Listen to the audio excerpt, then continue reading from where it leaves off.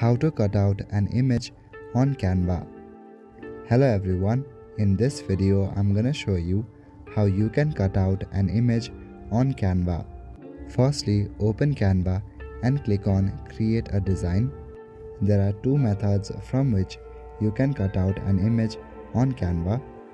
This also depends on the kind of picture that you are using.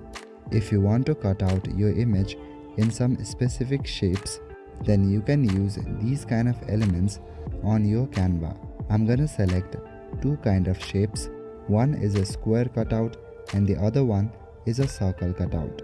Let me show you how you can crop this photo into these shapes. If you move your photo and take it right above the shape, then it will get cut out. Do the same for the circle.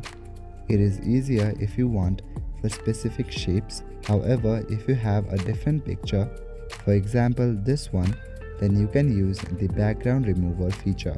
This is a premium feature, so you will need to take subscription.